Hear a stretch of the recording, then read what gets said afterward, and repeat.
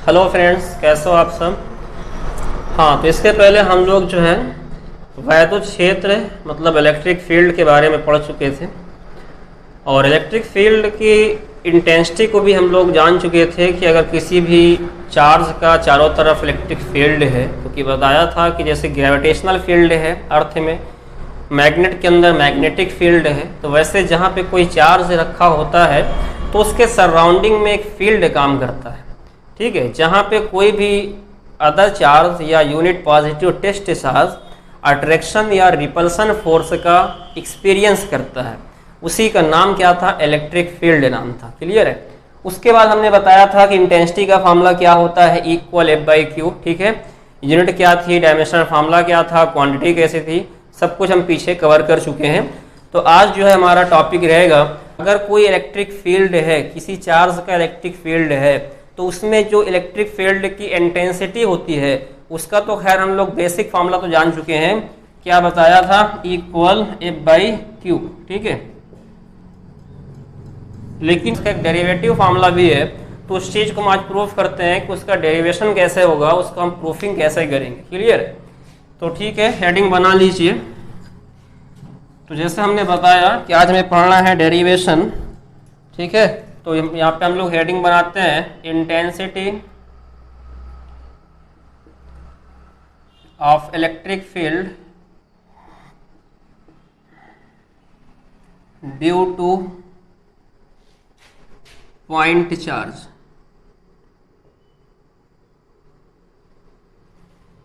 Clear है। तो ये हमारी हेडिंग है कि अगर कोई पॉइंट चार्ज है जिसको हिंदी में कहते हैं बिंदु आवेश है, तो उसके कारण वैद्युत क्षेत्र की तीव्रता क्या होगी। ठीक है, हिंदी मीडियम वाले भी लिख सकते हैं कि बिंदु आवेश के कारण वैद्युत क्षेत्र की तीव्रता ज्ञात करना। ये हेडिंग है, बिंदु आवेश के कारण वैद्युत क्षेत्र की तीव्रता ज्ञात करना। क्लियर है।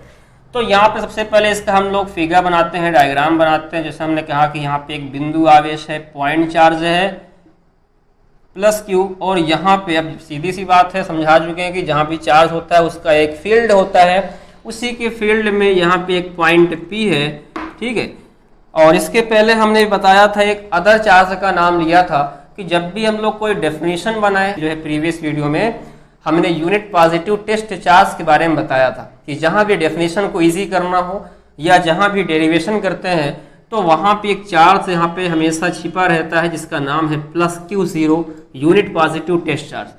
तो अगर यहाँ पे ये पॉइंट चार्ज है, यहाँ पे इसके इलेक्ट्रिक फील्ड में ये पॉइंट P है, डिस्टेंस यहाँ सपोज कर लेते हैं R है, तो अच्छा ये प्लस है, ये प्लस को क्या करेगा, रिपल। इसका मतलब फोर्स किधर की तरफ काम करेगा, बाहर की तरफ। तो इंटेंसिटी भी किधर होगी, टूवर्ड्स आउटसाइड, क्योंकि यहाँ फोर्स किधर काम कर रहा है, रिपल्सन की वजह से बाहर की तरफ काम कर रहा है। ठीक है, तो अपनी बात हम लोग तो समझ लिए कि यहाँ पे लेटा पॉइंट चार्ज +Q है, कहाँ पे है, एयर या फ्री स्पेस में है। इससे जो है इलेक्ट्रिक फील्ड के अंदर R डिस्टेंस पे एक पॉइंट P है, उस पॉइंट P पे एक unit positive test charge +Q0 है, जहां पे हमें क्या फाइंड करना है, इंटेंसिटी ऑफ इलेक्ट्रिक फील्ड। ठीक है, तो देखिए इसका डेरिवेशन क्या होगा।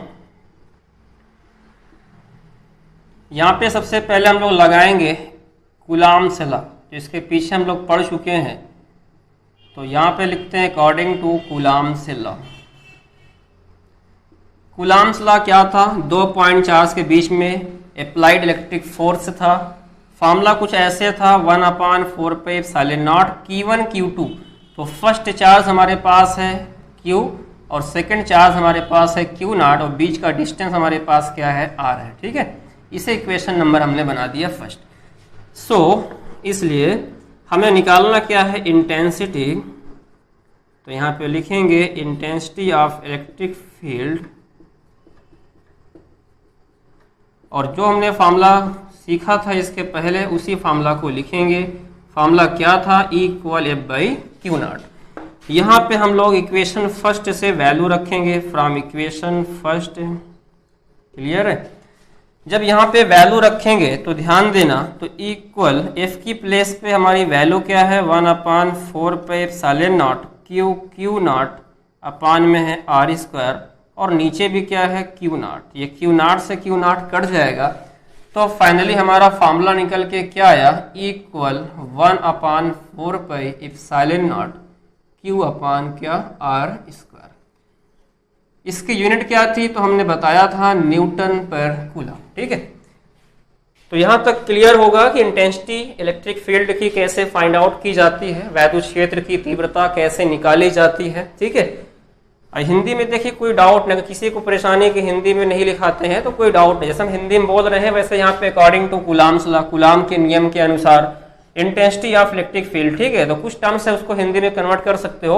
इंटेंसिटी ऑफ इलेक्ट्रिक फील्ड मतलब वैद्युत क्षेत्र की तीव्रता, बाकी सब कुछ सिमिलर रहेगा, जैसे लिखा हुआ है वैसे ही रहेगा। ठीक है, अब इसके आगे हम लोग इसका कंक्लूजन देखते हैं। इसका कंक्लूजन क्या है, हमने कहा कि इंटेंसिटी का फॉर्मूला, वैद्युत क्षेत्र की तीव्रता का फॉर्मूला हम लोगों ने डिराइव तो कर लिया।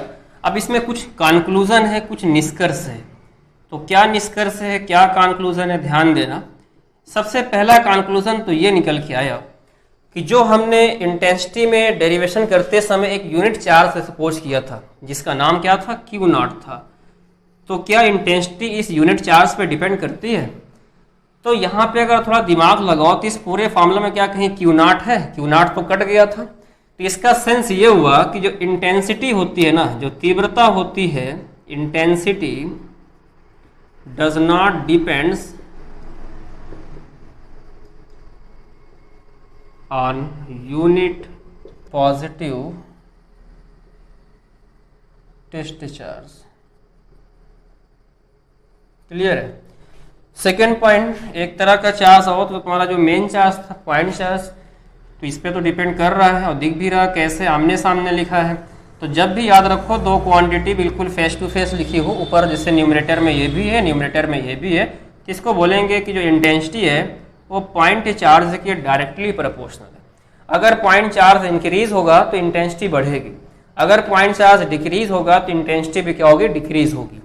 थर्ड पॉइंट हमारा क्या कंक्लूजन है, ये तो कांस्टेंट वैल्यू है, पता ही है। इंटेंसिटी जो है डिस्टेंस के इनवर्सली प्रोपोर्शनल, क्योंकि ये ऊपर है ये नीचे है, तो इसको हम लोग बोलेंगे जो इंटेंसिटी है वो डिस्टेंस के स्क्वायर के इनवर्सली प्रोपोर्शनल है। क्लियर। तो ये कुछ कंक्लूजन है इंटेंसिटी को फाइंड आउट करने के बाद कि इंटेंसिटी किस पे डिपेंड करती है। तो हमने देखा जो इंटेंसिटी होती है वो पॉजिटिव टेस्ट चार्ज पे जो हमने माना था प्लस क्यू नॉट, उस पर बिल्कुल डिपेंड नहीं करती। इंटेंसिटी अच्छा डिपेंड किस पे करती है, तो पॉइंट चार्ज पे डिपेंड करती है। इंटेंसिटी डिपेंड किस पे करती है, तो हमने बताया डिस्टेंस पे करती है, बट इनवर्सली प्रोपोर्शनल करती है। क्लियर। अब इसके आगे हम लोग एक नेक्स्ट टॉपिक को कंटिन्यू करते हैं जो कि हमारा है इलेक्ट्रिक डाइपोल। हिंदी में कहेंगे इसे वैद्युत द्विध्रुव।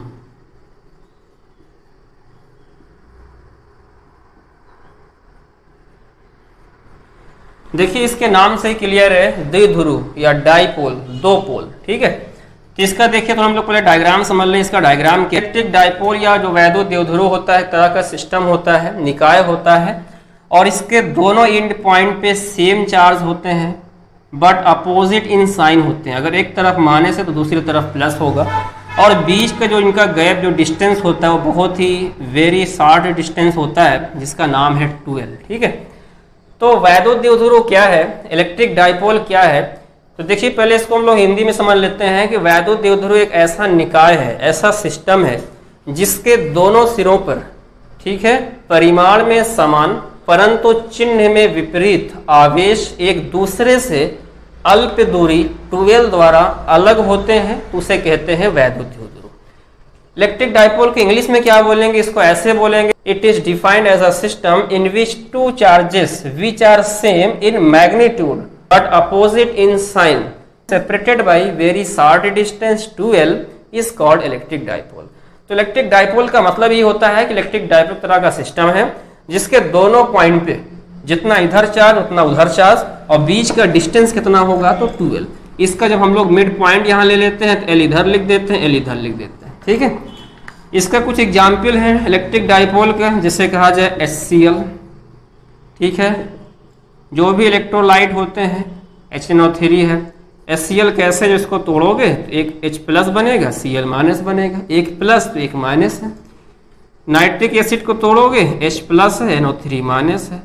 SM सल्फ्यूरिक एसिड ले लें, H2SO4 ले लें, इसको ब्रेक करोगे 2H प्लस है, SO4 डबल माइनस है, 2 प्लस है तो 2 माइनस है, इसेट्रा। तो इस तरह से इलेक्ट्रिक डाइपोल क्या होता है समझ गए होगे कि एक ऐसा निकाय है जिसके दोनों सिरों पर परिमाण में समान परंतु चिन्ह में विपरीत आवेश एक दूसरे से अल्प दूरी 2L द्वारा अलग होते हैं, उसे वैद्युत द्विध्रुव कहते हैं। इंग्लिश में समझाया कि it is defined as a system in which two charges which are same in magnitude but opposite in sign separated by very short distance 2L is called electric dipole। Clear है? अब इसके बाद हम लोग इसका इलेक्ट्रिक डाइपोल मोमेंट क्या होता है उसको भी समझ लेते हैं कि इसका मोमेंट कैसे निकलता है। ठीक है, तो ध्यान देना, अगर हमें इसी इलेक्ट्रिक डाइपोल मोमेंट निकालना हो इसी का, तो देखिए इसका फॉर्मूला कैसे क्रिएट होता है। हिंदी में कहेंगे वैद्युत द्विध्रुव आघूर्ण। क्लियर? तो देखिए इसमें इलेक्ट्रिक डाइपोल जो मोमेंट होता है इसका सिंबल होता है P। तो इसका देखो डेफिनेशन ये है, पहले इसको नॉर्मल समझ लो कि किसी भी इलेक्ट्रिक डाइपोल के कोई भी एक चार्ज का जो मैग्नीट्यूड है उसको लिखेंगे इनटू जो दो चार्ज हमारे पास है उनका जो बीच का डिस्टेंस है उसको लिखेंगे, दोनों का मल्टीप्लिकेशन करेंगे, जो आएगा वही होगा इलेक्ट्रिक डाइपोल मोमेंट।